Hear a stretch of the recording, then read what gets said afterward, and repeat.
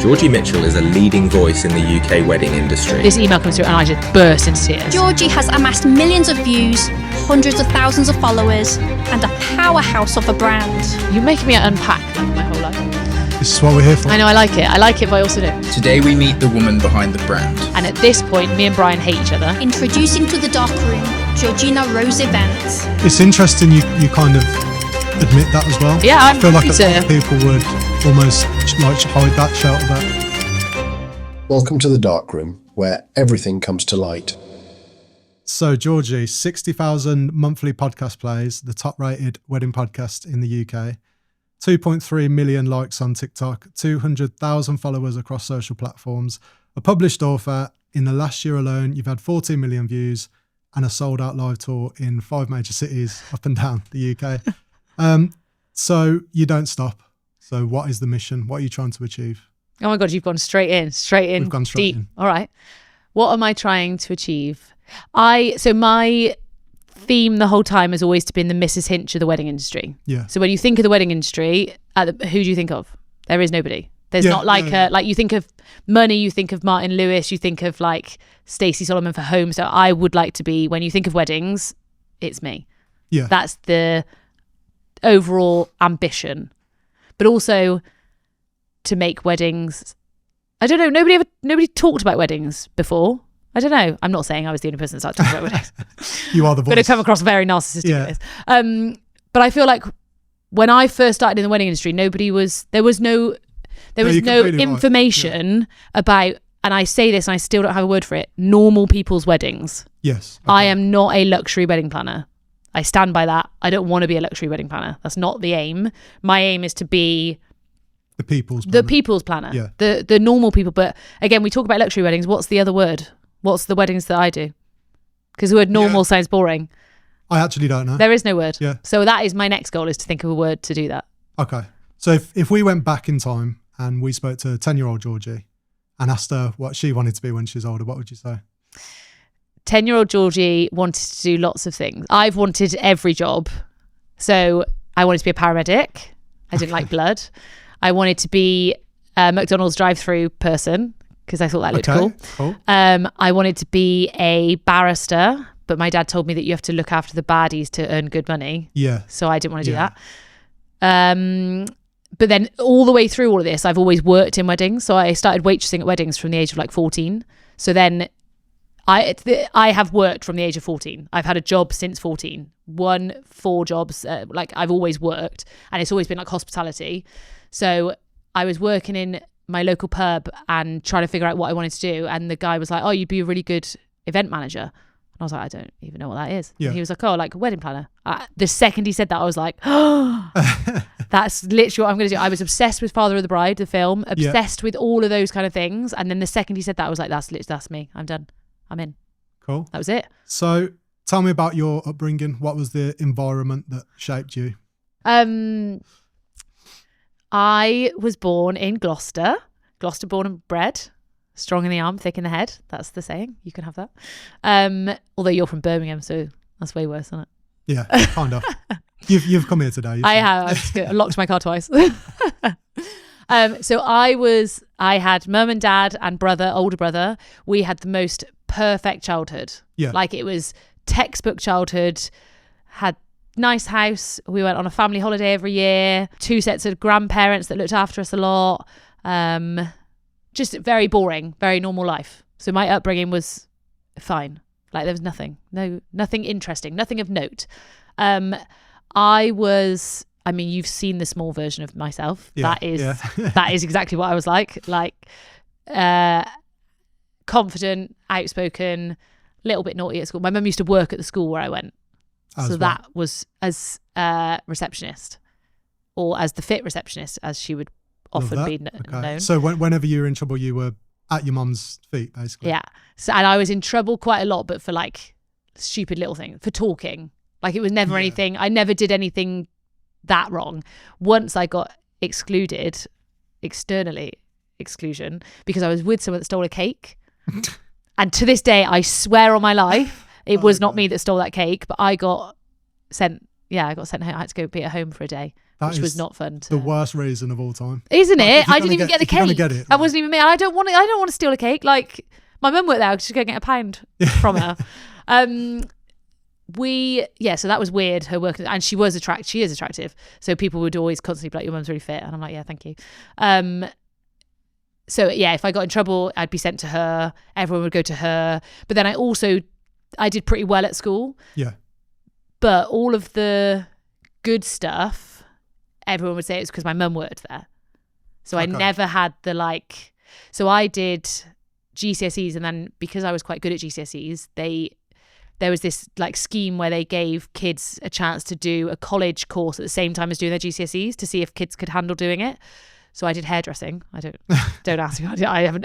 There was hairdressing, construction, and engineering. And I was like, well, I'll do hairdressing because that seems the easier one to. It was so hard. It was way harder than the other two. We were learning about like hair follicles and stuff like that. But getting to do that was like a reward for being good at school. But everyone was like, it's because your mum works there. And I was like, I actually did try quite hard and did work. Did you always feel like you wanted to prove yourself outside I have constantly been proving myself, and I don't actually really know why. Yeah. Like we were talking about trauma and stuff earlier. From my childhood, there's no trauma. Nothing ever was bad. It had a lovely upbringing. So was your mum like a big personality like you are? No.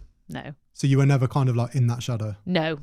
My dad is the big personality, but he's not the same personality. Like he's class clown. Like he's not. My mum's very academic and creative, and my dad is funny and charismatic. So I was maybe trying to do both. I don't know. So you're your dad's child. I am my dad's child. Okay. I am the distract everyone. So if you're not actually doing something really well, you'll think I am anyway because I'm distracting you with my charm and my wit. But my mum was the. Now I look at it, so it's really bad because growing up, my dad was like hero. He still is. He'll listen to this podcast, so I'll be nice about him. But I remember he used to buy us a special present every Christmas. So I don't really know how much money we had. We did all right. Like we never had a problem with what we were doing. So my dad every year would get us like a special present. Yeah. So he would have saved money from doing little side hustles or whatever. And he worked very hard. He was very hard working. So my mum she wasn't part-time, but worked at the school. So she had school hours. My dad worked a lot. He would then get this special present every Christmas. So we'd open all our Christmas presents. And then after dinner, he'd whack out this special present that was just from him. Yeah. So growing up, I was like, he's magical. This is the best thing ever. He's amazing. And it's only now I think about it that my mum would have been getting all of the other Christmas presents, doing all the stocking, getting the dinner ready, and then my dad would rock up. I mean, they were together, but like he would then be like, I've got you this, and it would always be something like a petrol scooter, like a Nintendo, like sick presents. I love that. This is such a dad thing to do. This is the sort of thing. Such a dad thing to do, and it's only now that I'm this age that I'm like, if I did all of that, and Brian then just rocked up with one present, and that would be the thing that would be Christmas, I'd be fuming. Yeah. But loved it at the time. An interesting one for me because I've heard you say this. You hate being called Georgina. Yeah. Why did you call your brand Georgina? I don't know. Georgina Rose. So my middle name isn't even Rose. So is that just because it's pretty? It's Rosemary. Okay. So there's a little bit of it there. I don't know. I don't know why. When I started my business, there was no thought behind any of this. Because I thought, is it because it sounds like formal? Yeah, I guess so. Weddings, formal, like. And I also did events because I was like, what if I don't want to just do weddings? Yeah. Okay. Ask me how many events I've done. Have you come out of I've done one. I've done one event in the whole time. So no, it's still Georgina Rose Events, but doesn't represent me whatsoever. Why did you come out of the event space? I was never in it. I don't know why I put events. I put events just in case. Yeah, okay. Just in case one day I wanted to do more stuff. I don't know. Georgina is my actual name, but have never been called that. But also then people shorten it to Georgia. And I'm like, that's not my name. Yeah. That's not even close to my name. Don't call me Jane. Yeah. So what's the difference between Georgina Rose Events and Georgie Mitchell? And do you think that they're kind of two separate brands now? First of all, Georgie Mitchell is weird to me because that's not my name either, but it is. It is. You're looking at it. It's my married name, but me and Brian were talking about this because I loved my surname. So my surname before was Davis. Okay. Maybe again it's because I'm close to my dad, but that's my surname. So now when I hear Mitchell, I'm always like, oh, It hasn't quite sunk in yet. Was that tough to give that name up? Well, we never discussed it because Isla was Mitchell. Our daughter was Mitchell. Yeah, okay. So then there was never, whereas if we didn't have Isla and we got married now, I think I would have maybe convinced him to change his name. Although I don't think he ever would have. And gone Davis. Okay. Is that because of the relationship? Yeah, I'm closer. We're closer to my family than he is to his family, I think. Yeah, we are. Yeah. But, so going back to your question, Georgie Mitchell, it also doesn't seem like me yet. Georgie Davis is where I'm still at emotionally. And Georgina Rose. We won't tell Brian this. No, he'll ask me later and be like, what the hell? Yeah. Georgina Rose is the brand, not the person, I would say. Yeah. So Georgie Mitchell is running Georgina Rose events, but Georgina Rose is slightly more professional. Okay. Slightly. Like half a centimetre more. Okay, so leading on from that, like you always have to be on. But I think I always am on. Yeah. Oh, we didn't get to my trauma. Let's go back. I'm on childhood still. Let's go Where back. are we at? Let's go back. I got to my perfect childhood and stopped. Yeah. So this is all pre-weddings. So Okay. perfect childhood, perfect family, perfect at school, perfect, worked really hard, great GCSEs, did A-levels, did media. You'd be proud of me. Well done. I had a thing of what university are you going to, not are you going to university. Okay, yeah. So that was a straight, I have to go to uni. So it's what people would call like the nuclear family, like very white picket fence. Yes. Yeah, we were, but it was very keeping up with the Joneses, I think. Okay. Now I'm older looking at You it, I realise, wonder if yeah. it was actually just trying to be perfect. Which is fun. I wonder how many people are actually in that position in life. Yeah. And everybody used to say to us we were the perfect family. So then I wonder if my parents were then like, oh Almost my like God, a we have pressure. to be the Yeah, perfect yeah. family. So my brother So you was. weren't keeping up with the Joneses, you were the We Joneses. were actually the Joneses, but the Davises, which is even Yeah, you were the closer. Davises, yeah. So my brother's older than me, not as academic. So he didn't go to uni. He went just to work and stuff like that. I went to uni. I'd met Brian just before I went to uni. Okay. I don't know if he knows this bit. I'll tell it. My boyfriend before Brian went to university in London. Okay. So when I was picking my university, obviously I picked one near London. Okay. For completely different reasons. We had nothing to do with that ex-boyfriend. We then split up. I met Brian and then I got into this bloody uni. So I'm then in Gloucester, having just met Brian. We've just got together and I've then have to go to Hertfordshire uni. Okay. Start going over there. For anyone that doesn't know university, like it's not actually that exciting. Like you don't have that many lectures. So I had lectures 2 days a week on like a Monday and Thursday. So I used to just be sat at halls. Couldn't get a job because it wasn't near anything. Didn't have a car there. And I'm I work. Yeah, I want to yeah, work. yeah. I want to go, I'll waitress, I'll do whatever, but you couldn't get anywhere. So it was shit. So we like to swear. We didn't Yeah, of discuss course. that. Yeah. It was swear like a fucking sailor, shit. so- It was really shit. I miss Brian. It was the new start of a relationship, blah, blah, blah. So I used to just come home, stay there, miss the Thursday lectures, maybe go back on it. So anyway, I quit university. Came back. This is the first time my mum's ever been like disappointed in me. So you're completely falling outside of the. I am no longer Yeah. on this. Yeah. I mean, I don't think they were best pleased that I was doing event management at uni actually, Okay. because it was What did they have in mind for you? Do you think? probably the barrister route would have been. Respectable. I think they had very high expectations of me. Yeah. Okay. Which I was, but I'm still quite strong enough to be able to be like, no, I don't want to do that. I'll do what I want to do. So did you feel that pressure? I felt the pressure to go to Yeah. uni, but not necessarily what I was doing. I remember my dad coming to universities with me and he was like, why are you going to uni? It's, as in like, why are you doing event management? It's just blowing up balloons. We went to the first Legend. university, sat down in the first, like, they're doing the show rounds Yeah. and stuff like that. The lecturer stands up and he's like, right, which of the parents here thought this was just for blowing up balloons? And I was like, Yeah. right, You're looking you, straight at yeah. it. Yeah. So anyway, yeah, that was I came back and I said to my mum, I was like, I'm not going to stay at uni. And obviously my mum still worked at the school that I was at.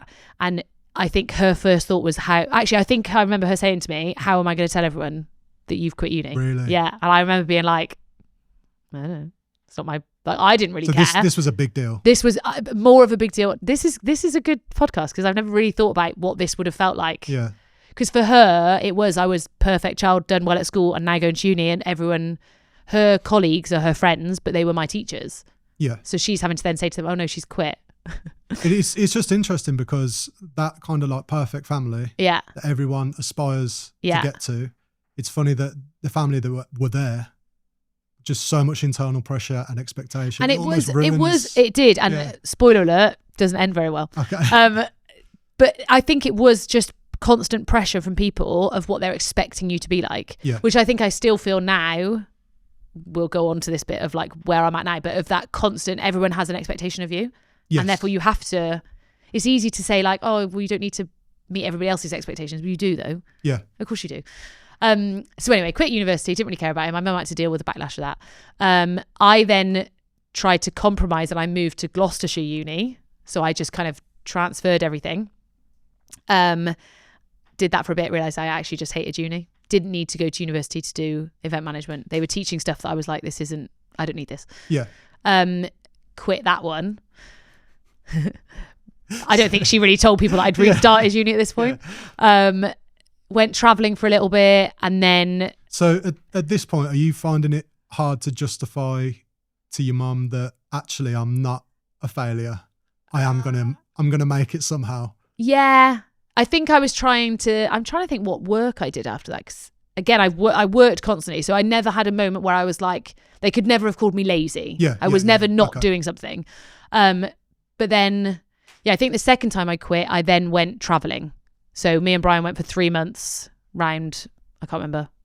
So Brian's with Dubai. you through all of this. Brian's with me through all this. He's the reason I quit uni, let's be honest. So I think they were then worried that if I didn't stay with Brian, I've then quit uni for a guy that I'm then not with. And did that affect their relationship with Brian? No, they always loved Brian. Brian was golden boy. Okay. I don't really know why. Yeah. I don't get it, but whatever. I get it. But So we then came back from traveling. My mum and dad had a renewal of vows. Yeah.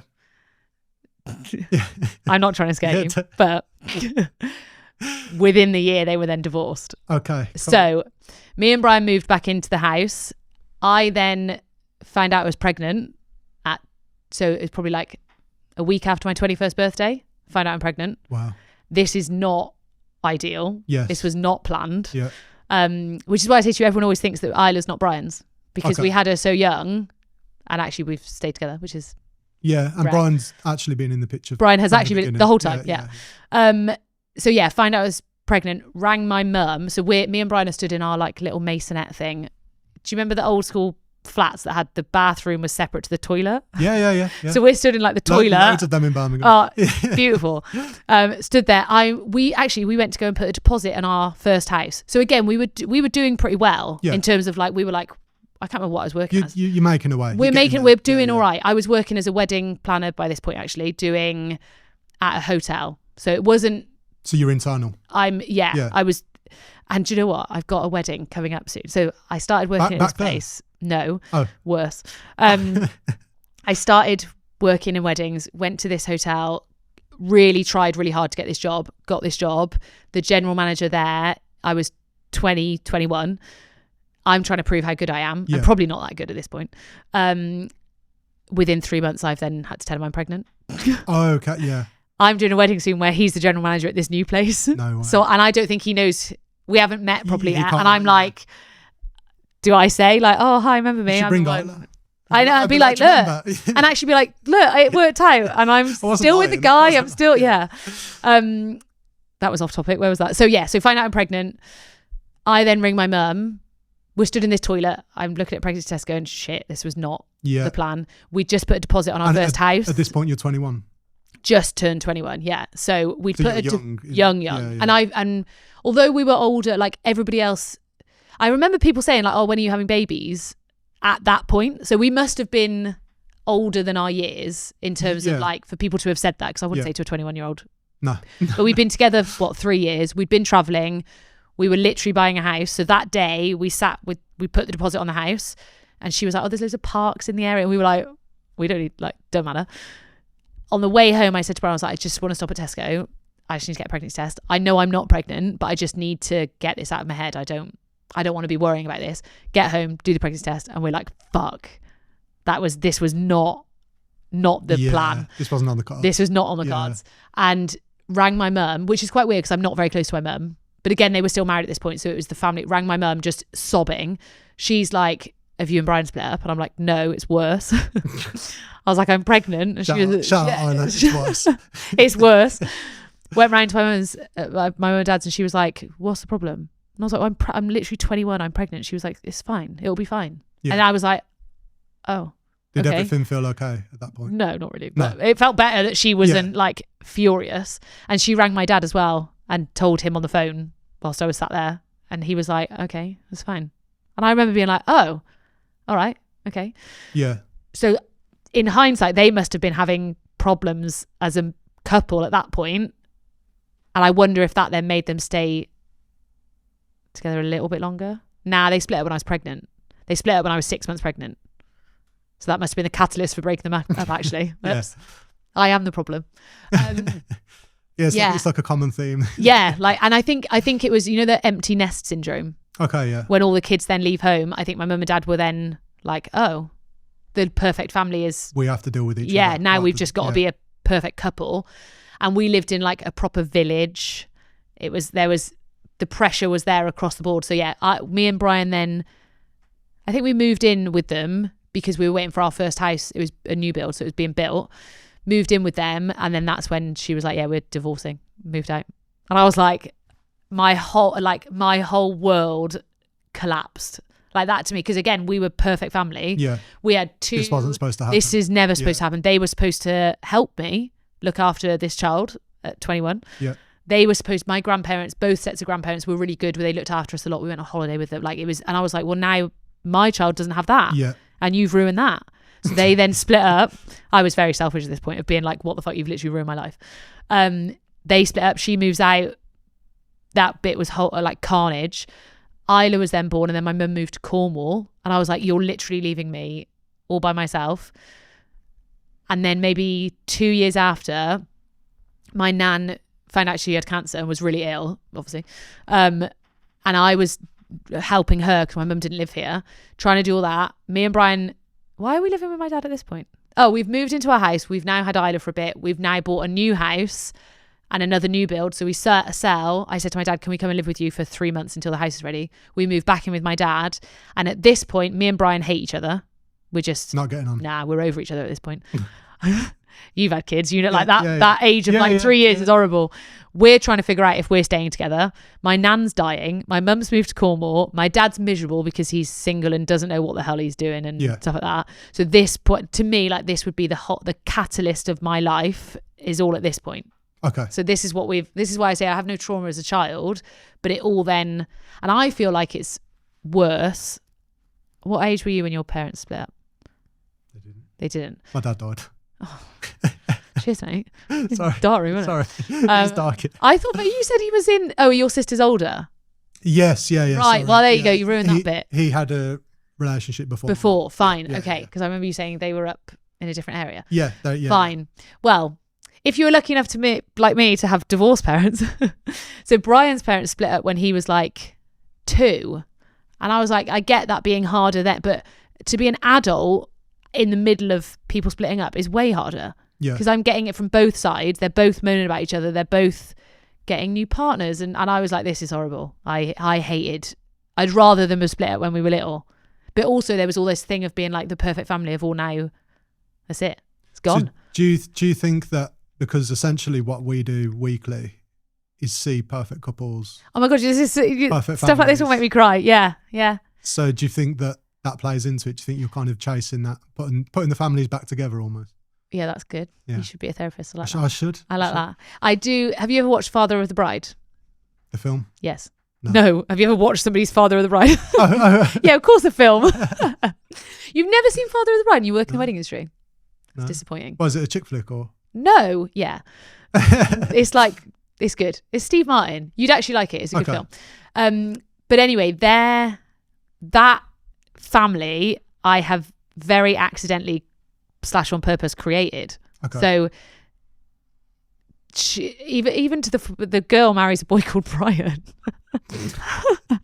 I didn't mean to do that bit, but they were like their perfect family, and even the house we've just bought, one of the main reasons I bought it is because it had a basketball hoop on the garage.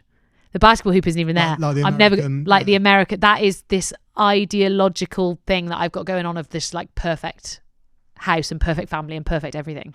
So that, yeah, I think the weddings for me is like but it's rare you go to one where it's all perfect.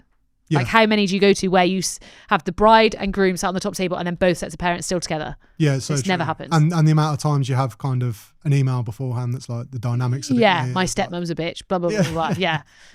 So yeah, I've always loved weddings. And I do think that stems from having a really lovely childhood. Yeah. And actually, although my parents weren't together at my wedding, it still did feel they got on fine. Like it's fine. It's funny because for me, like I'm from like a big Irish family. Yeah.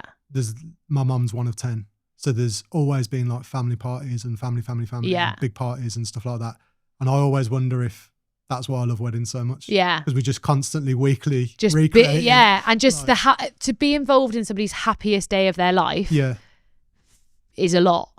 Is a privilege, I think, which a lot of wedding suppliers forget. I think if you're in it too long and you don't love it, you forget that you're at somebody's most pivotal day. This might not even be the happiest day of their life, but like the most pivotal day of their life. Yeah. So I do like being involved in that. Yeah, the moment. Yeah, maybe that is from trying to make perfect families. Yeah.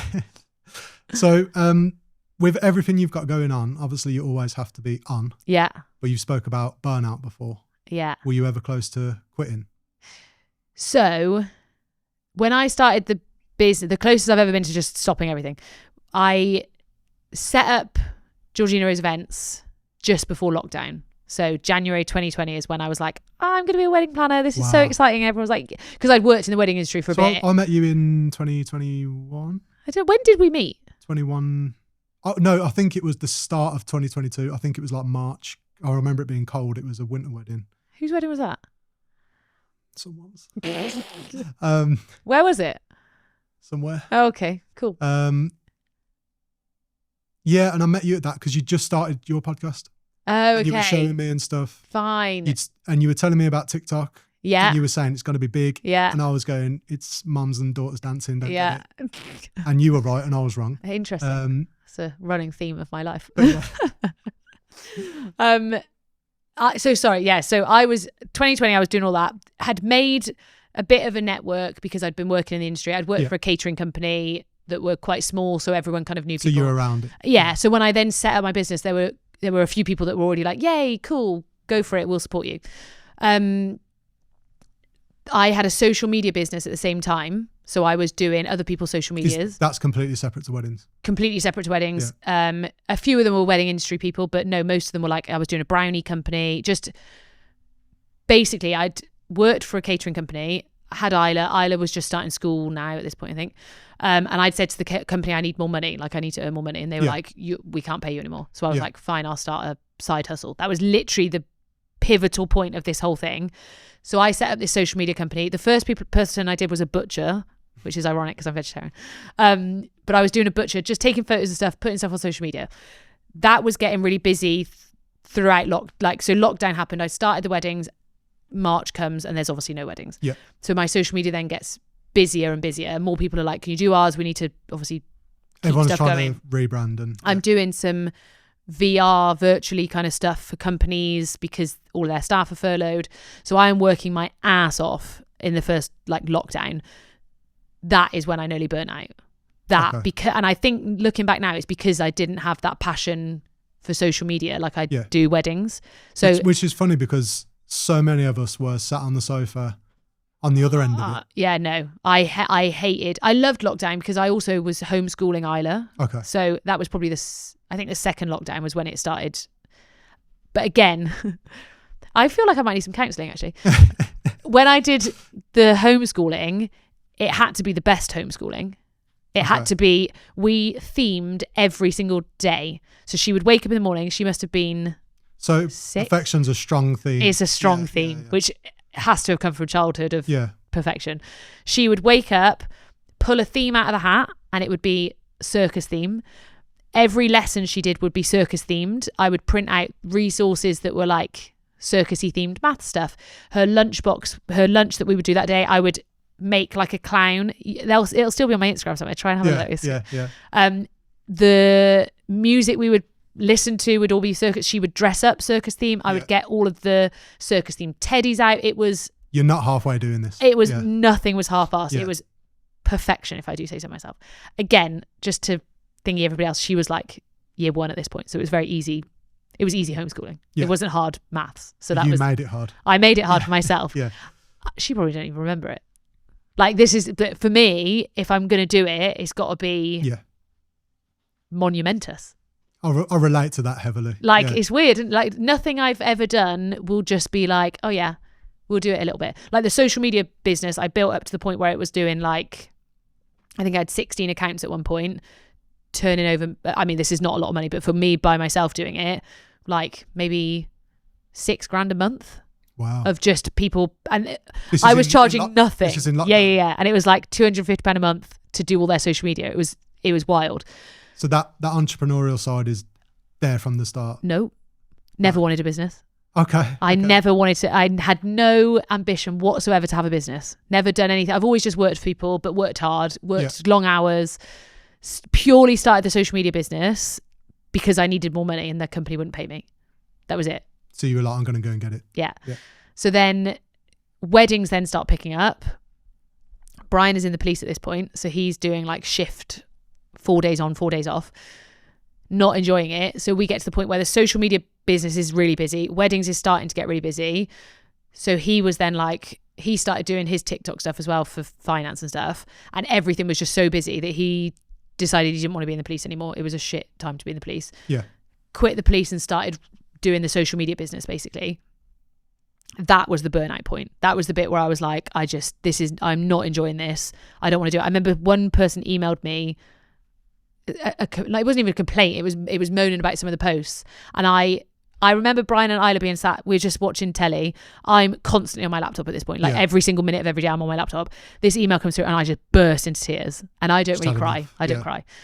I was hysterically crying and I was like, I can't do it. And Brian was like, don't do it. And I was like, I haven't really thought about that. Yeah. I didn't really think that I didn't need to do that. And we've always been very much like the worst case scenario is that we have to go and get a job in a supermarket. Yeah. That is actually the worst. Like I'm never not going to be able to get a job. Like we're fine.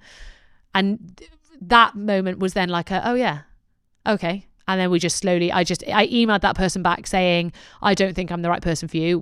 I'm not going to do it anymore, blah, blah, blah. And she was actually a friend of a friend. And I remember her ringing the friend being like, oh, she's dumped me. Yeah. She doesn't want to do it.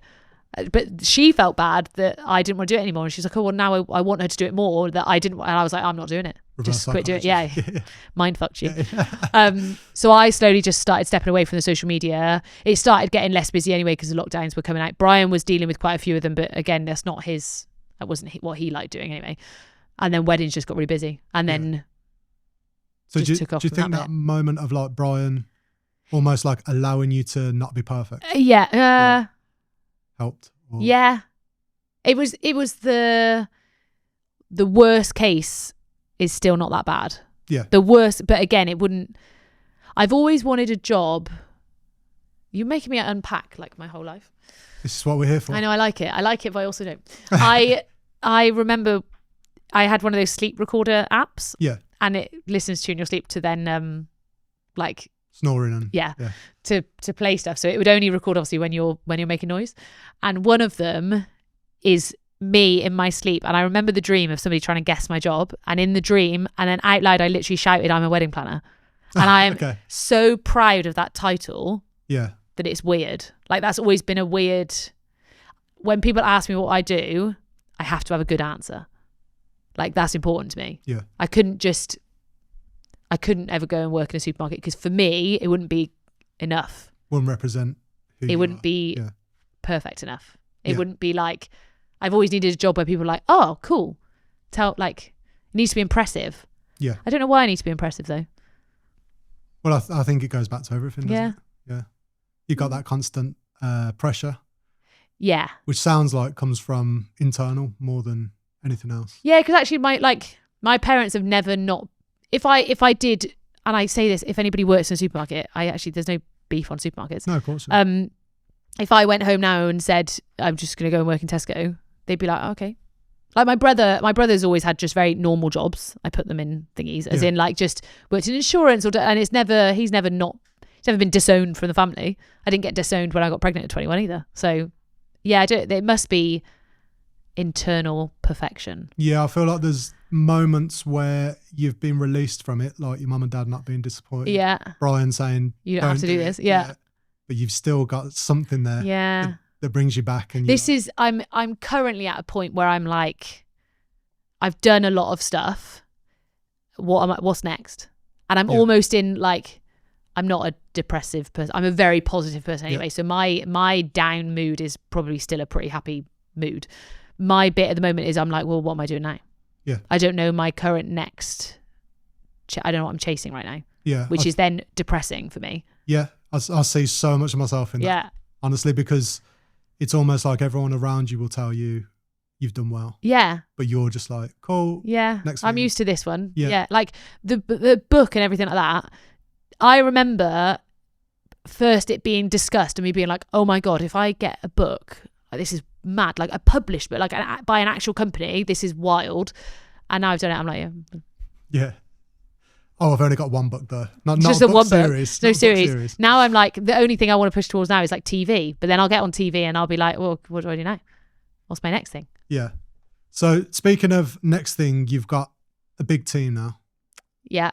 Well, big. What does that look like? There's Brian.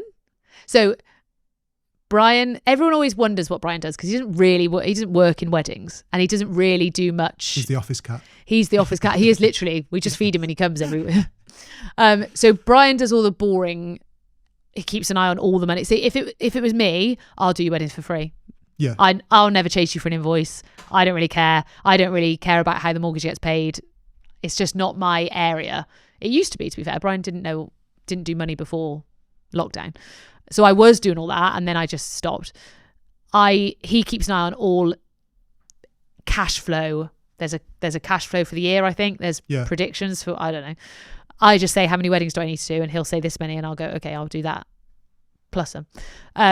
So he does all of that. He does more like HR stuff. We're moving offices, so he'll worry about all of that. I don't do anything business, which is why I say I'm not really the business. Yeah.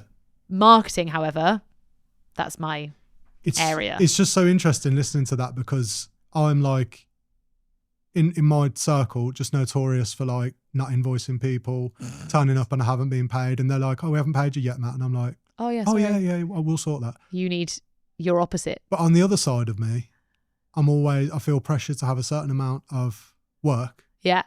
To hit targets. You're also like me and you feel pride from the amount of weddings you do. Yeah. Even though we shouldn't do that. And Brian said to me, because last year I did 92 weddings and everyone's always like, oh my God, that's so, and I remember saying to Brian, like, I need to do less. And he was like, yeah, but you do realise that your little face lights up every time you tell someone you did 90. Yeah. Because you want them to be like, oh my God, you work so hard. And it's toxic. Like that is toxic. No, it is. My wife absolutely put it on me the other day and I was just kind of like lost for words. And she said, you always pretend it's about the money.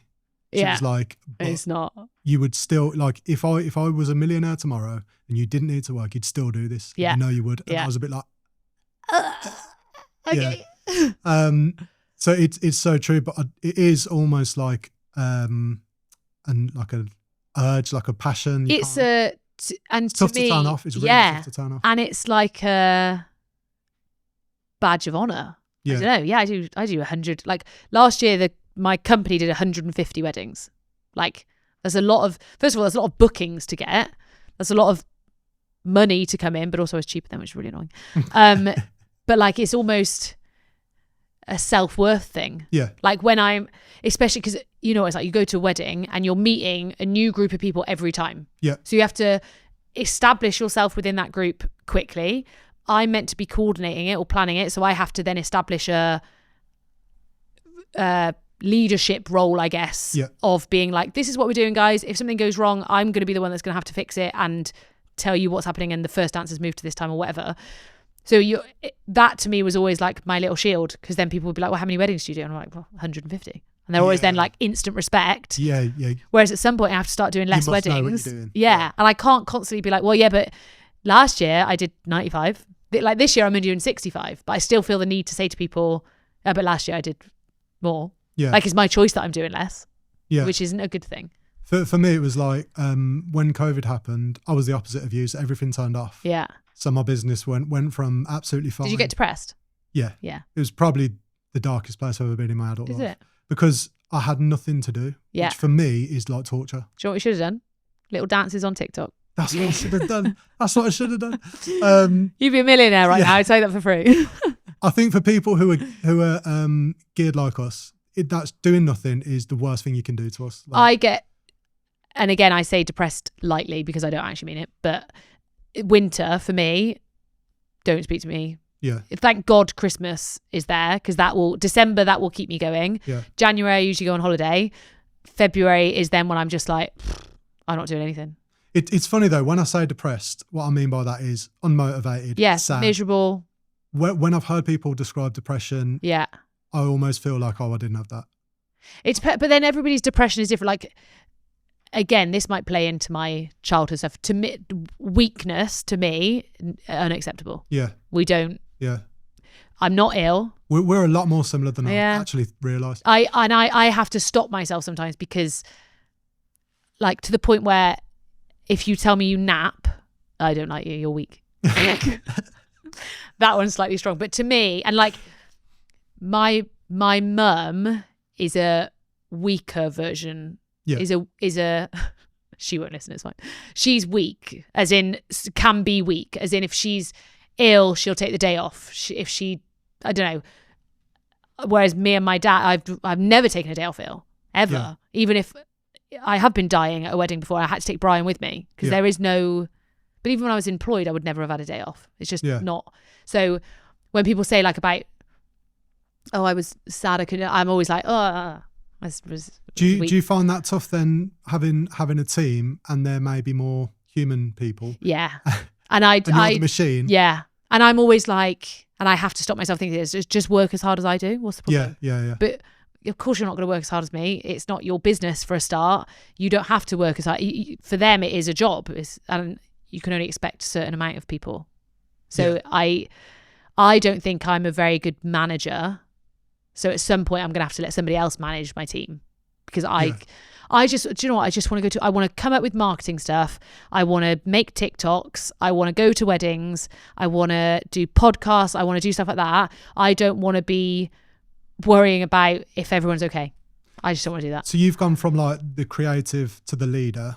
Yeah. Do you almost want to go back to the creative again?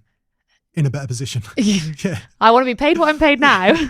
I really like being the idea person and I like being the leader one. But I also think then it's hard for people to elevate someone else. Yeah. Like if I think for them, would it be hard to be constantly trying to make me look better? Because that is the actual job, is to make me look better because we're trying to build this brand and we're trying to build the PR stuff. Is that then hard to lift someone else up?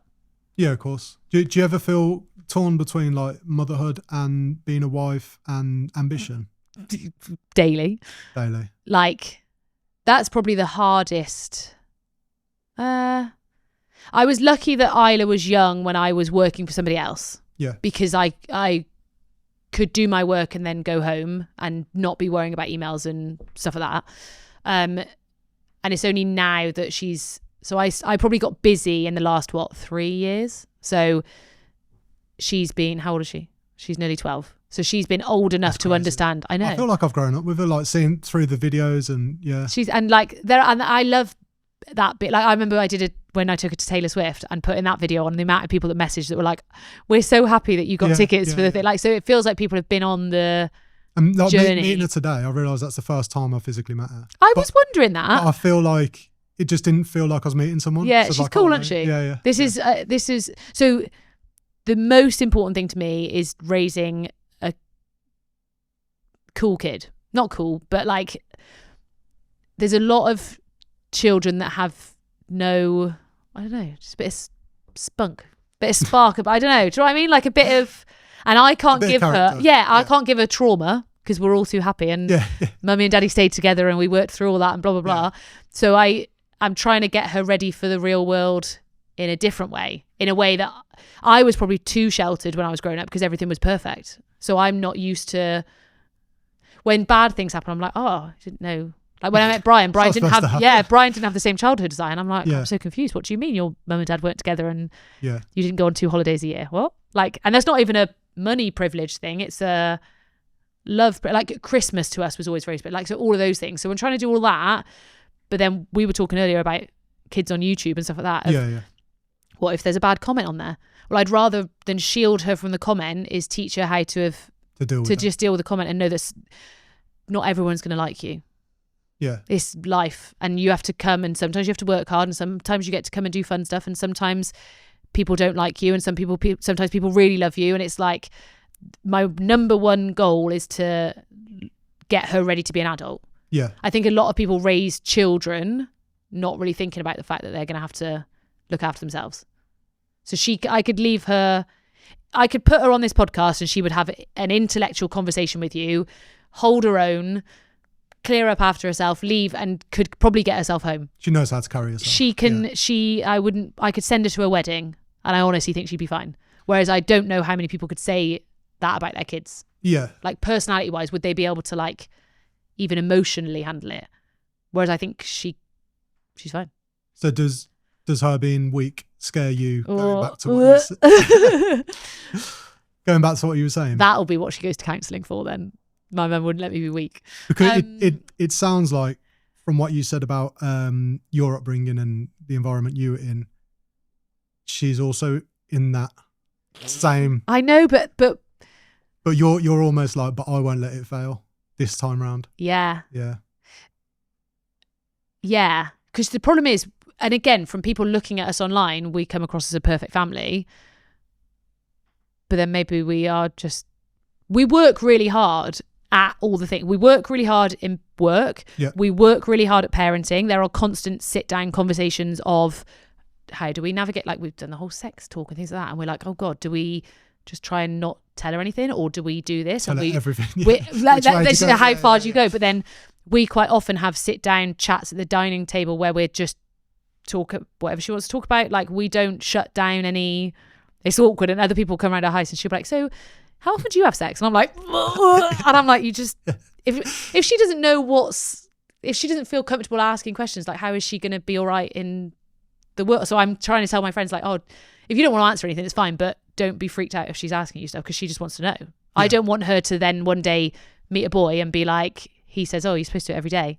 I'm like, no, don't let people tell you that. So we work hard on those conversations, and we work hard as a couple. We've done couples when we didn't like each other, we did counselling. Yeah. Worked through all of that bit. It's interesting you kind of admit that as well. Yeah, I feel like a lot of people would almost like hide that, shelter that. And I remember speaking to friends that had kids the same sort of age, and I was like, how are you guys getting on? They're like, yeah, fine. And I'm like, are you? And they're like, oh no, we haven't spoken to you, like stuff like that. And I'm like, you do realise that's normal. Yeah, it's all right to have. We've been together 15 years. I'd be impressed if we went through 15 years without. It wouldn't be normal, would it? Like that, and I wouldn't believe that anyway. So, but going through that bit has made us now better that we can communicate, and I can quite happily say like, I don't like that you're doing this, and he'll say I don't like that you're doing this, and be like, all right, well, how are we?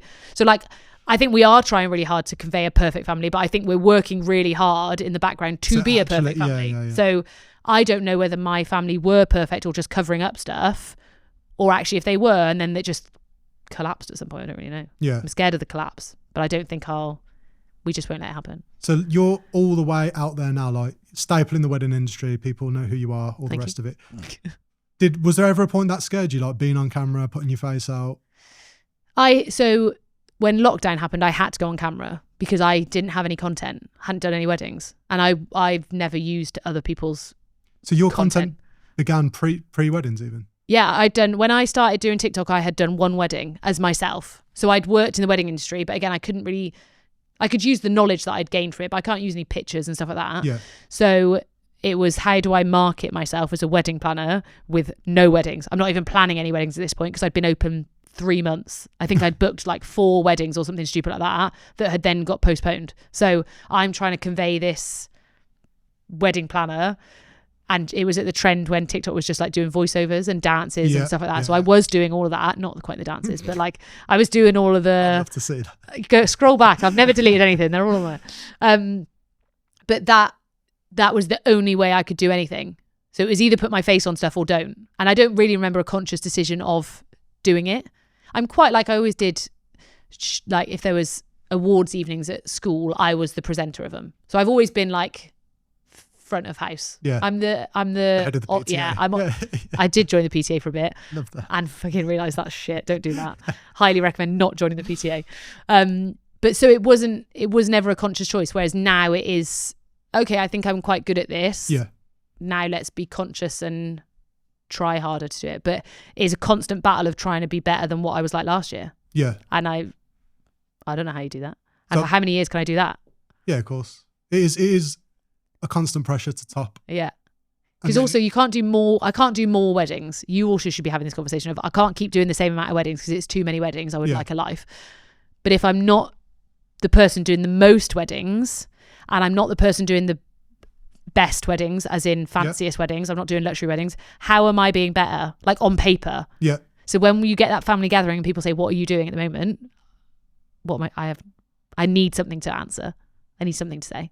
Yeah. I can't say, actually, I've got to really replace- good work-life balance To now. replace the Yeah. barrister. Yes, Yeah. exactly. Or to like last year, I was like, no, this year I've published a book. That's great. What am I saying next year? Okay. What am I doing then? It's like a constant. Yeah. It's That is completely internal, isn't it? yeah. But then is it, because then also, yeah. What do you say when someone says, what are you up to at the moment? You can now say, I've started a podcast.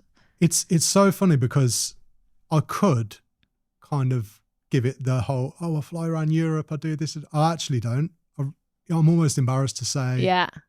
I downplay it a bit. Yeah, to be yeah. honest. But this is the other problem, is I'll also downplay everything. So I went to an event the other day and we were all talking, like it's all networking-y thing. They're like, oh, what you doing? I was like, a wedding planner, blah, blah, blah. And she came over to me later and she was like, you got loads of followers, you're quite famous. I was like, oh, no, like it's not. Like, I give across this, like, I want to be famous, blah, blah, blah, whereas I will downplay it. Yeah. And also when you've seen the tours, like, you know what it's like, people come up and they're like, oh my God. And I'm like, this is the way. If you knew my life, they just wouldn't act. Yeah. But then that's the saying that I always say as well. If you knew my life, you wouldn't think like this, but they do know my life. So actually But this is what I was going to come on to, because obviously I've been at the tours and you weren't expecting what you came to the tours. no, I mean, physically to see that many people in a space like that Yeah. filled to the brim was mental. And that was just Birmingham. Yeah. So you did 5 or 6 other cities up Yeah. and down the UK where you're doing that repeatedly. That to me was mental. Yeah. And what do you think? Because people don't just love the podcast, they love you and Beth. So like, why do you think people needed that? Because there was obviously a need for it to do what it did. There was nothing. We were one of the first wedding podcasts actually, which was helpful. It was good timing. But I think because we know Beth is slightly more luxury than I am, but we know our target audience for the podcast is the normal people. The people that, and I say normal as if they're not spending loads of money, but some of these people are spending 10 grand, some of them are spending 300 grand. Like it's a wide range of people, but there was nobody just talking genuinely about weddings. And people that get married have probably been to 2 weddings and there's no conversation about it. They don't know anything about it. They literally get married. Like the one for me is always when people book a registrar, because that's what the venue tell you to do. You book a venue and then you book a registrar, even though you have no idea that you could have a celebrant or you could do church or there's a million other options for it, but they just know there's just a lack of education on it. So our thing for it was to always be funny, but realistic, but also educate everybody on your options. Like there are, same for the book. Like that was always, the aim is to just teach people. Here you go. Here's all the info. Like, I don't care what you do at your wedding. I genuinely have no preference on how you run your wedding. I did a wedding yesterday actually where the venue, they had one of those caterpillar tables. Yeah. Looked incredible, so cool, but the venue were just so like, oh, I don't know if I want to do it, because it's not just not the normal what they thing want, to be doing. yeah. For me, the weirder you want to do your wedding, the better, because it's more interesting for me. It's more like, Because you've done it all. I've done it all, and they're getting too easy for me now. Like I need something that's a bit challenging. whack a caterpillar table in and I'll figure out how we're sitting people at this point and whether you're going to stand for your speeches and stuff like that. Yeah. I like the challenge. I whereas thought you were going to go a completely different direction. I thought you were going to say they had a caterpillar cake. they didn't have a caterpillar cake. Seen that though? Yeah. That also works. I like it. Yeah. Again, stuff like that. If I am very pro personality, I think I've built my business off being a personality. and being able to say, I don't like that, but if you like that, that's okay. That's fine. Like I wouldn't have this as my podcast setup because it doesn't suit my personality. I'd have that one. I'd have the fluffy one next door. But for you, and there's like, I think people get, and again, we're getting into that era of like, have you seen the Ricky Gervais thing where he's on about, somebody stood in the street and they're like, oh, guitar lessons. And the person walked past is like, I don't want guitar lessons. So if you don't agree and you don't want that, that's okay. But this is my opinion on it. Yeah. So my thing has always just been, here's what I like. A guide. Here's facts and information. Here's what I've seen that I like. Here's what I'm doing for my wedding. But if you want to do something, you do you. Yeah. It's you getting married. It's not me. I don't like, I've been to a lot of weddings where I'm like, this is not what I would want at all. But it's your day. But it's interesting because I know from knowing you, that's how you are. But content like that probably wouldn't do views. No, people forget that, again, I like marketing. And again, I'm always trying to get better and more followers and more likes. And like, I know some people that doesn't matter, but to me it does matter. It's actually quite a good metric of how business is doing and stuff like that. I know. And it directly translates. Exactly. And I know that then I get more opportunities. You might not have wanted me on this podcast if I didn't have good followers. I know you're not stupid in asking me to come, and I know I'm not stupid for wanting to come. Like there's always we know that this will do well. Yeah. But it's that sort of, I think people forget that there's smarts behind it as well. Of like, I know when I start a video, I did one the other day where I had an argument with one of my couples saying that they had to have a reading in their ceremony. Like, do you really think that I would really pressure someone into?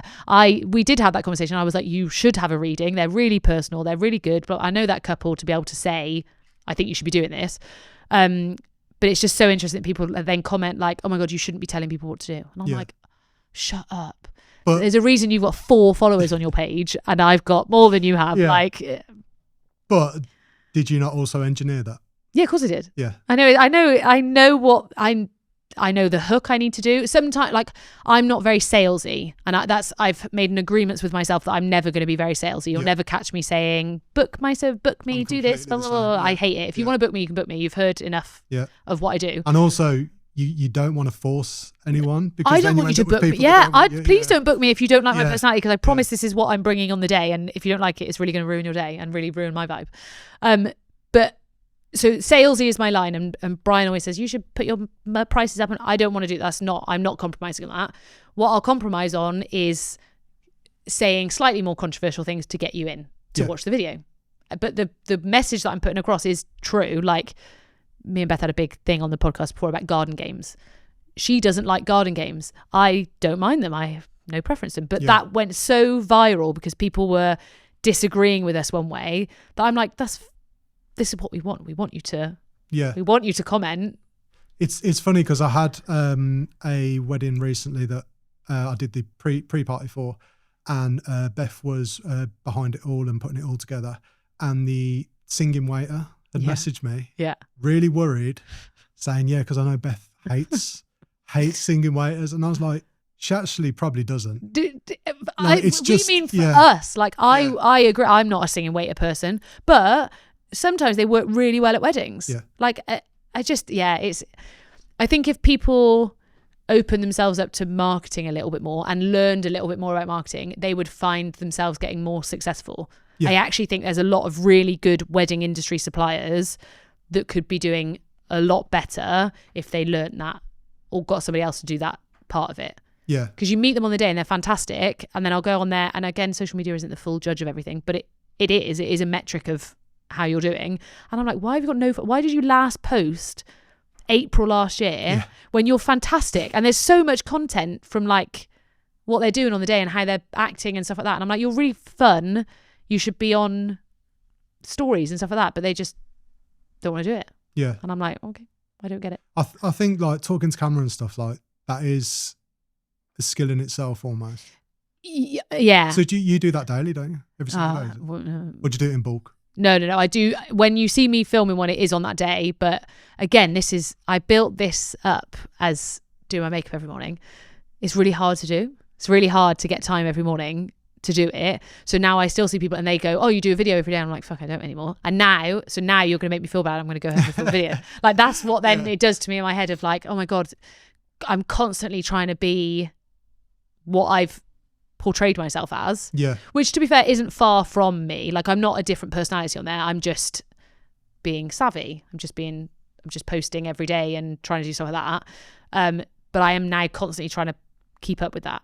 Yeah. Which was I set myself quite a hard task. Does that feel heavy? Like, with the brand getting so big now, does that feel heavy because you always got eyes on you? Yeah, and because it's really hard to think of ideas all the time and tips all the time. And I'm constantly trying to think, I don't want to use tips that I've already used. But actually, half the people that are listening now didn't even see me then. They weren't engaged. So I should be like, but I'm constantly trying to think of new ways. If anybody in the wedding industry has done something, I can't do it.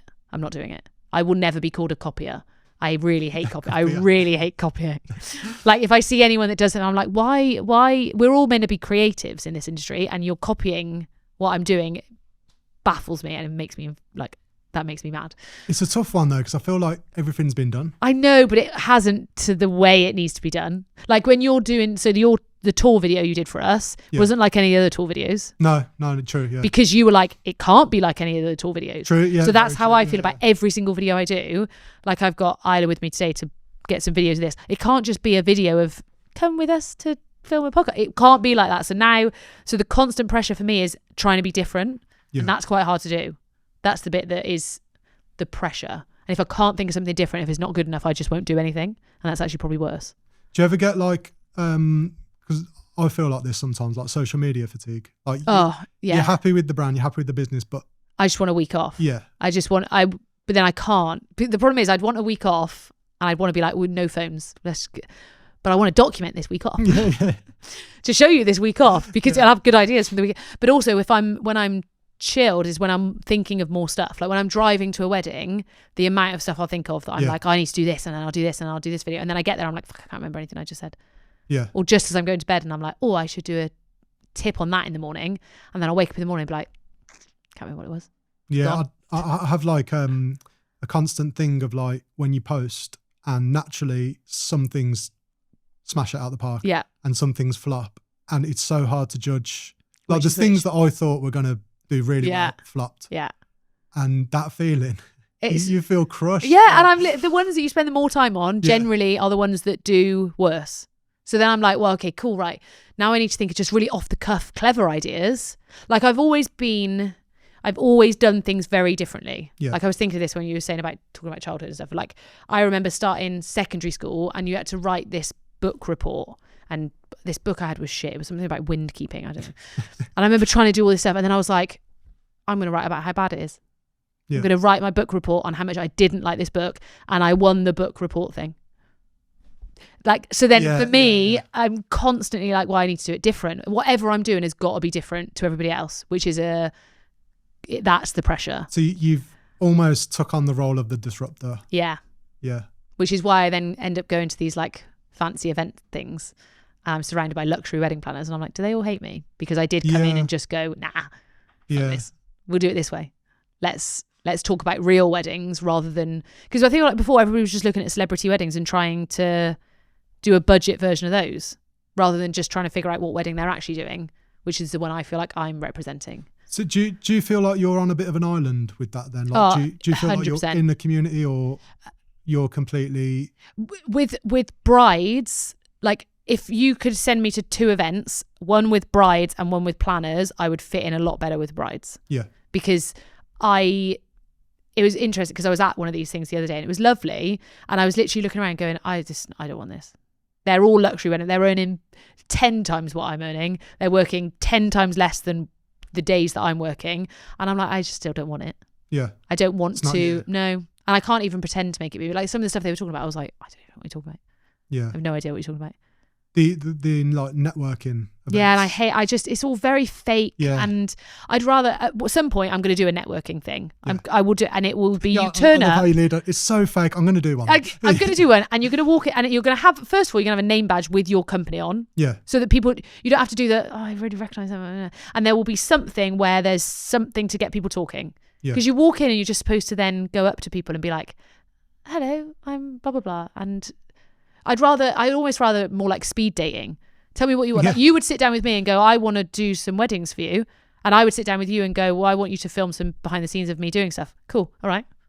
Next Next Bing. one. Yeah. But there's always like this, like, oh, so how many weddings do you do? What do you do? And then you're like, well, if you're ever looking for a videographer, and it's just all a bit icky, and I don't, it's not the world I want to be. It goes back to the salesy thing. Yeah. There's just, I don't want to do it. I don't want to sell myself to anybody. If you want a genuine conversation about stuff, I think that's where all the best business comes from anyway. 100%. I've always recommended you because we've got on at weddings, not because you've ever sat there and gone, I give you commission if you recommend me.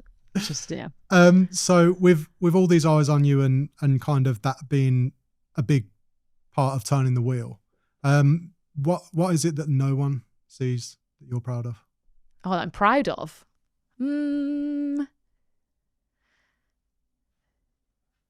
That is a good question.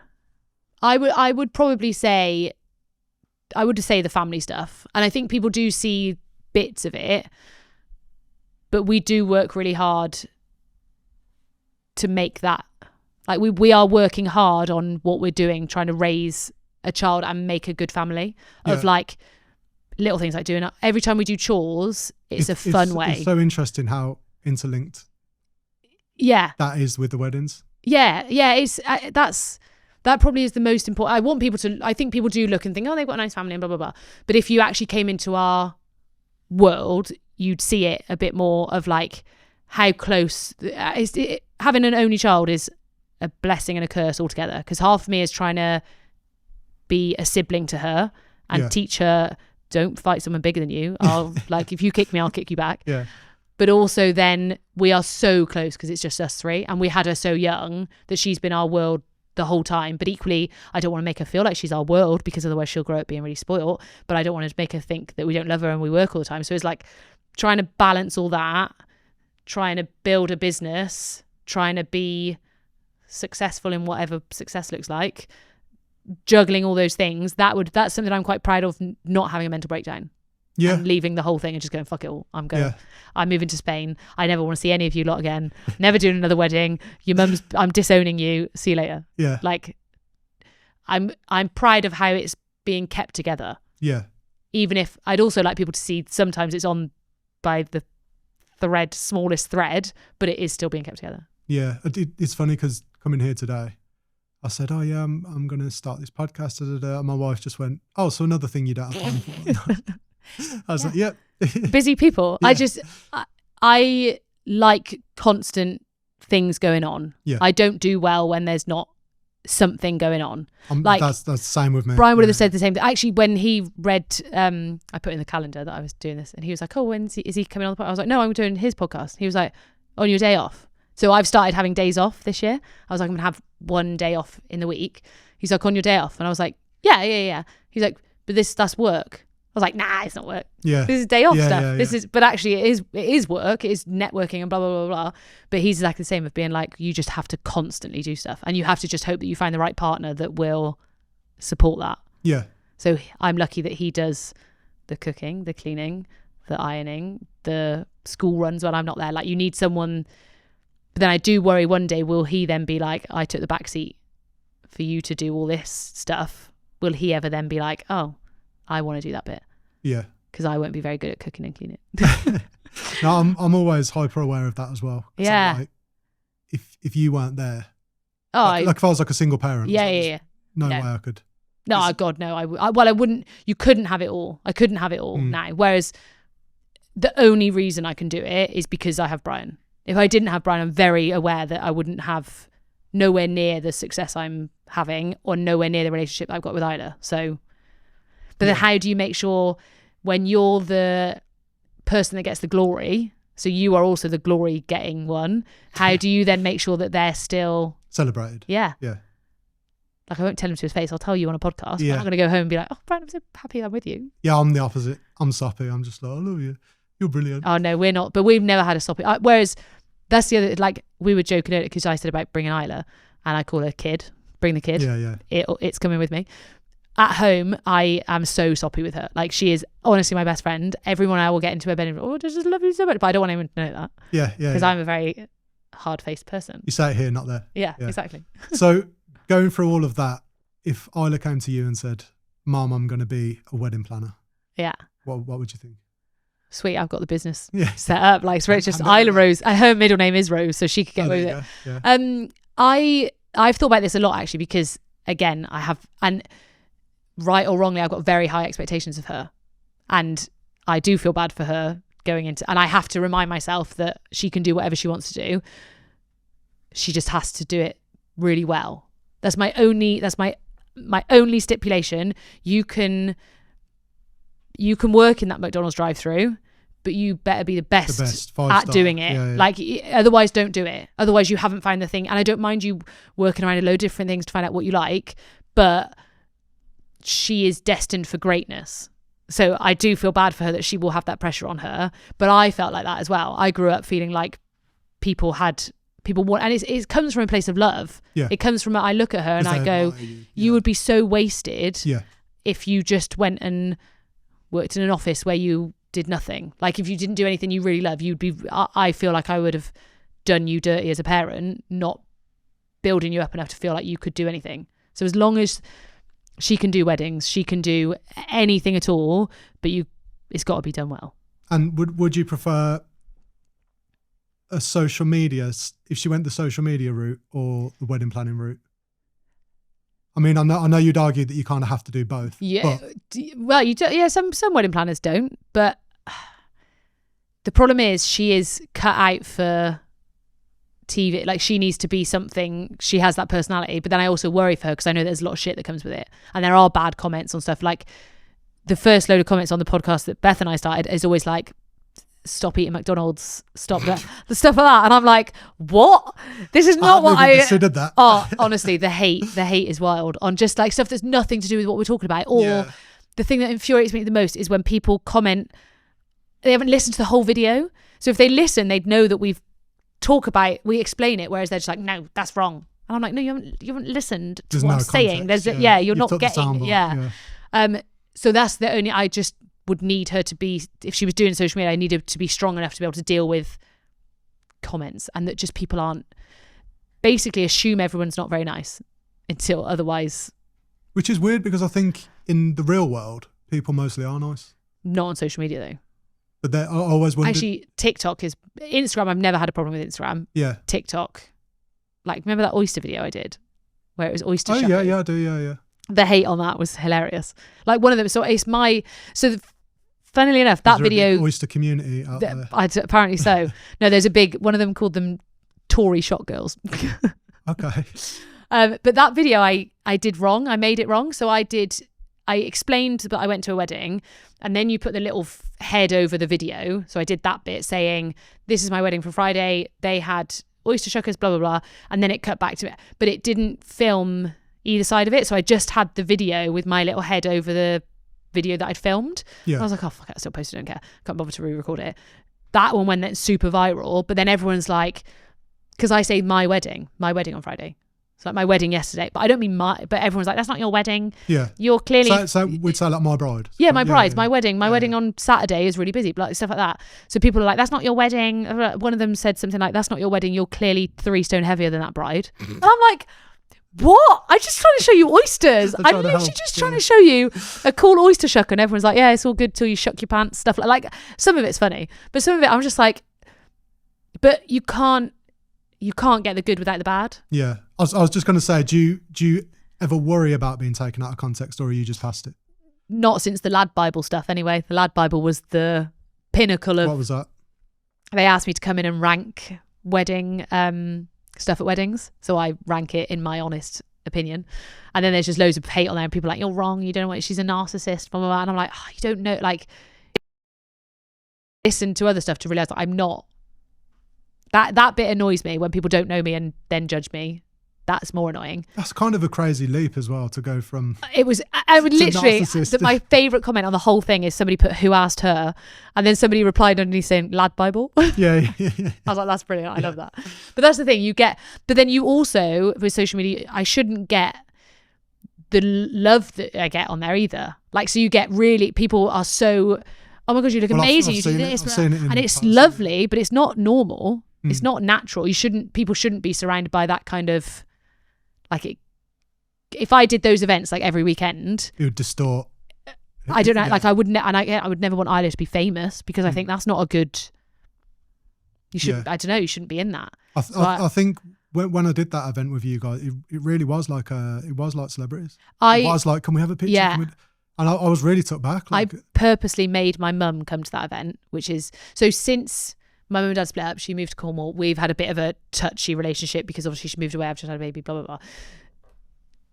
That whole I'm constantly now trying to prove to her how well I'm doing, because she didn't live here anymore. I can't prove it. So I made her come to that Birmingham tour. She was like, oh, it's not for me. She's not quite as like, she is supportive, but not like when they were together. So I made her come, and it's so annoying because you know the bit where we get announced, Brian announces on stage and it goes fucking nuts. Yeah. She missed that bit, and I'm like, that's the fucking, and it's awful, and it is very narcissistic to make her want to come to that. But I needed that. I need my mum to see that I'm doing. I was about to say, I don't see it like that at all. I just wanted her to see it and get it, and to then be like, oh, well done. But she missed that bit. But then later on, you know, like Pink Pony Club plays or something, and we then go on stage and everyone goes. She was like, oh, I didn't realise that everyone was cheering for you, and I'm like, you don't get it. I made it. But like, anybody else asks me, I'm like, no. Like, it's not like that. Whereas if she asked me, I'm like, yeah, no, it is. It's really important. We're really famous. Yeah. But because it is that I want her to be proud of me. But she is. Like, that's what she was around this weekend, and she gave me a hug. She's like, I'm really proud of you. And I'm like, oh, don't like. It's so. I was just about. I don't really want you to say it. I was just about to ask if you actually got. Oh, she says it all the time. Yeah. And it was like, you've smashed it. I was wrong. Would you actually want it, or no? Because then it gives you nothing to chase then. This is the thing. And I genuinely feel like I'm currently in that point of my life of being like, I need to find my next chase. Otherwise my dopamine levels are low. Yeah. I need something to be like, I need somebody to tell me I can't do something. That'll give me then I'll do it. That's the fire. Yeah. So if everything went away tomorrow, podcast gone, business gone, brand gone, socials gone. Yeah. Everything's gone. Are you at Why peace? Did it go though? We don't know. It's hypothetical. It's just gone. Okay. Nothing controversial. Nothing bad. It's just gone. Okay. Someone's in an alternate universe and they've turned it off. Flipped the switch. Are you at peace with everything you've done? How far you've come? Yes and no. If Isla was doing what I'm doing, I would be beyond proud of her. Yeah. Like, exceeded all expectations of everything. I'm so happy. You've done so well. You look, your gorgeous family, and you're earning nice money. You've bought a house, and your business is doing well, and people are. For me though, it's not enough. Yeah. For Isla, for my child, it absolutely would be. But if I decided I'm done, I'm finished, then I would have been. You've gone to Spain. I've gone to Spain. I fucked off. I'm done.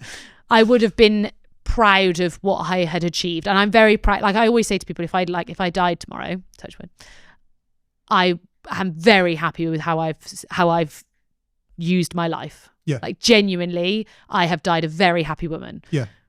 But if I stopped it all, I'd be like, oh yeah, but what am I telling them now? If I stopped it to move on to something else, fine. But if I just stopped it to stop, then no. You're like so self-aware of your own story. Yeah. Genuinely, I am very much writing my story. Yeah. To me, the nan I talked about that she died, her ethos was like, do it while you can. And her passing away is probably like a very pivotal moment in my life. That's where I started to sort myself out. I went and did some stuff, like I went on holiday by myself, and I've never done, bearing in mind I had Isla at 21, met Brian at 18, had never had my own personality. Her passing away was a catalyst of everything. Me and Brian then did counseling, we got better, blah, blah, blah. That moment was my like, oh fuck, one day I will die and I want people to remember something. Yeah. Not necessarily like, I will never be described as the sweetest person they'd ever met, or the kind, like I don't need that, but I want them to, there better be a good story.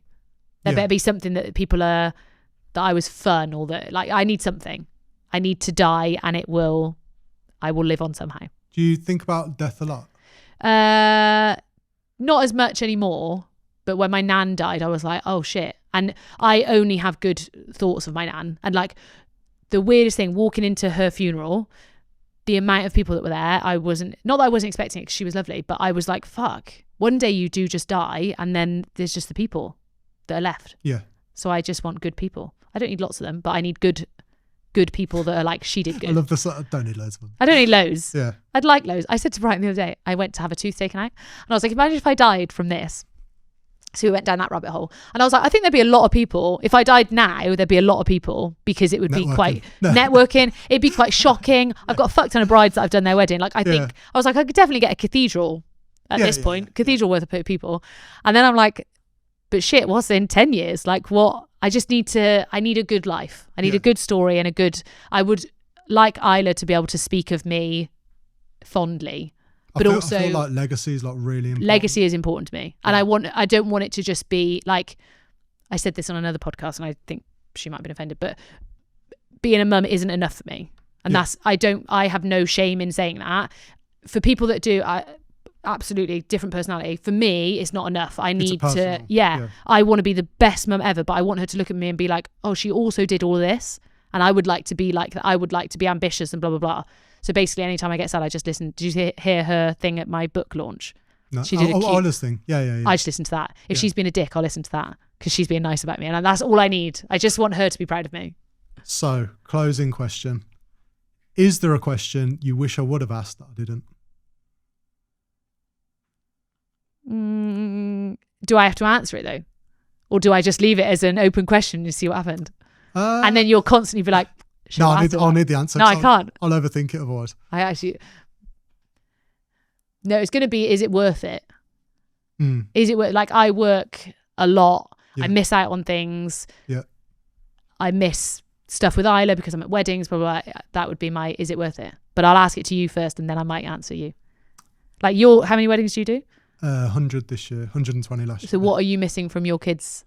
Did you go to sports day? I did, yeah. Did you go to their last day? Like we're lucky that sometimes you can. I do miss out, and it's my single biggest issue.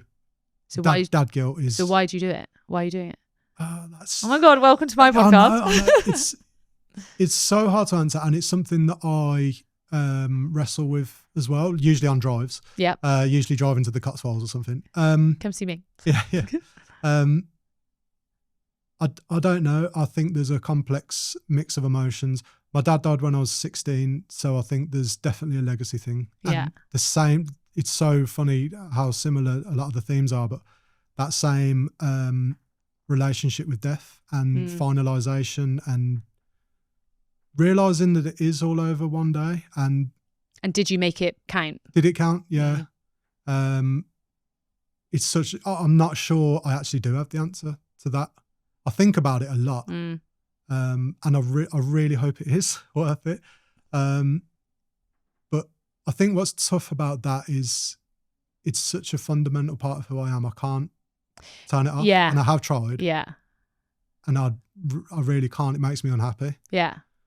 That's what I think people feel, which is why I don't feel shame in saying anymore that being a mum would not be enough for me. If I stopped everything and just looked at it, I wouldn't be happy. I wouldn't be a very good mum because I'm not getting kicks from anywhere else. Like I know I'm a better mum from working hard and being able to show her, look, this is and we have quite a unusual relationship, me and Brian, of like I'm the one who it goes out and probably earns them more money and brings in stuff like that, and he is the one that's more getting her PE kit ready and stuff like that, and cooking dinners and stuff like that, and I want her to see that. Why is that a bad thing for her to see? Like I couldn't do that if I just focused on being a mum. Yeah. But then, I wouldn't miss. I'd be better with the snack trays, and she'd probably have PE kits ready earlier than she needs to, and teacher gifts wouldn't be bought the day that she finishes school. But it's funny because it's almost like moving away from normal. Like you don't want to be normal. Oh, it's and so boring. I'm the same, but there's nothing wrong with normal. If any, like you say, if anybody else had normal, you're not judging them. I wish people would take someone's opinion as their opinion. Yeah, I don't you being a videographer, I can be a videographer. I don't want to do that. That doesn't look fun. You can't be offended by that. I don't want to do that. You probably don't want to plan weddings. No way. You No probably way. don't want to have one child. Like, I could sit here and be really offended that you didn't think one child was enough. Yeah. But like, I don't care. Like, I think people worry so much about what other people are, she says, being worried about what people are thinking of her constantly. But like, I'm never offended by someone's opinion. It would be really hard for you to offend me. Yeah. Unless your opinion is about me and that you think I'm... Yeah. So I don't know if she's listening, to be honest, but what do you think Isla's opinion is of you? I don't know.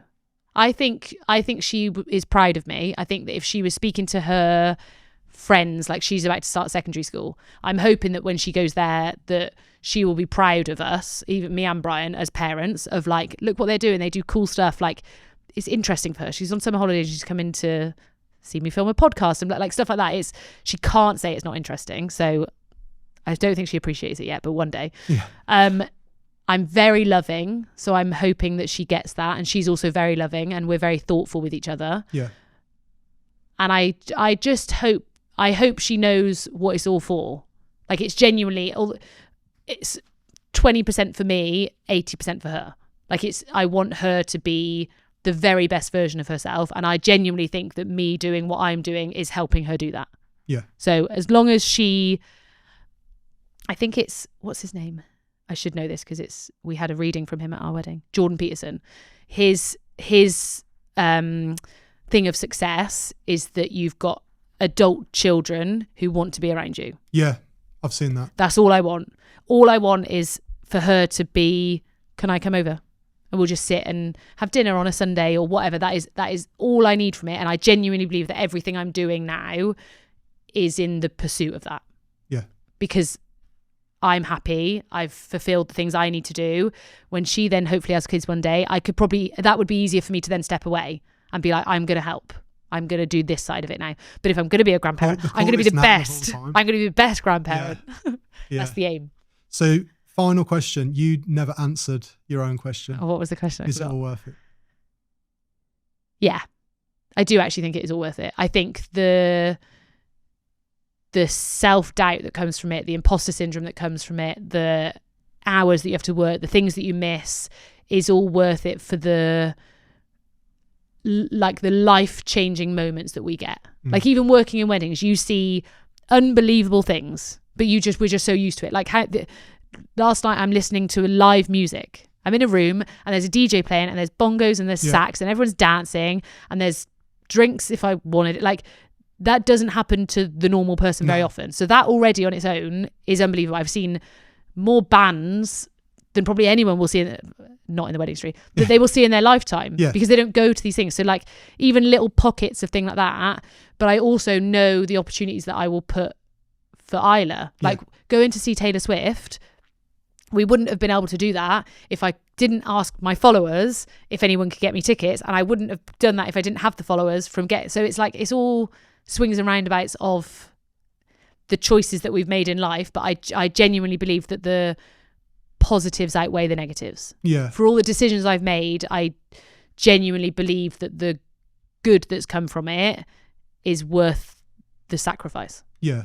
I always feel like we've got VIP passes to somebody, literally It's someone's mad life. life. Yeah. Yeah. And it is amazing. And I do then get to have a sports day off because I can work out the dates and I can keep that date free, and I can make sure that in the summer holidays I have a couple of weekends that, like, I am in charge of choosing what I'm doing. And the other day I was very proud of myself. Somebody invited me to a wedding planners thing in Dubai and Abu Dhabi. Wow. I said no to it because it's Isla's first week at a new school.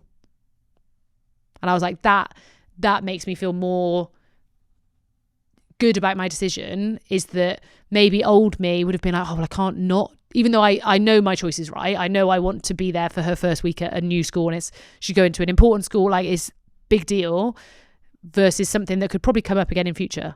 Or I could just go to Dubai. If I want to go to Dubai, I can do a few more weddings, save a bit more money and go to Dubai. Like, I'm happy that I've made that choice and I haven't once doubted it. Whereas if you'd asked me 5 years ago when I first started this, like, do you want to do that? I would have been like, yeah, don't worry about anything else. Whereas now I feel like I'm getting to the point where I know what I want to do. And I know that the decisions I'm making are good decisions. But I'll let you know. Ask me that week. When she comes home from school, I'm like, how was it? She's like, you're fine. And walks off. And I'm like, I could be in Dubai. Yeah. Stunning it. If it was Hawaii, however, I might have. It will be that as well. It will be. She won't even speak to me. Nothing happened. Literally won't speak to me. Yeah. But I think, maybe I do think about death more than but I would not want to be towards the end and think I wasn't there for that or I missed that. I don't think I've ever missed anything horrendous. I've missed. Which is kind of full circle from saying being a mom isn't enough. Yeah. Being a mom is enough. Yeah. Yeah. It is such a weird concept. The whole mum side of it is very difficult because it's not everything. It's not the be all and end all. But then doing all of this stuff is so that I can be a good mum. Yeah. So it's such a weird way of looking at it. I relate to it. I'll live it as well. Yeah. We'll never, and also you never get it right. So we might as well get it right and not get it right, but do fun stuff at the same time. Get it epically wrong. Yeah. But so well that they're just, you're blind. Again, it goes back to the thing of I'll just be the most charming that you won't notice that I did everything wrong. Yeah. Because I've just been so friendly. There you go. Perfect. Thanks for coming in. You're welcome. If you've made it this far, thank you so much for watching. If you enjoyed the show, please take a second to like and subscribe to help the podcast grow.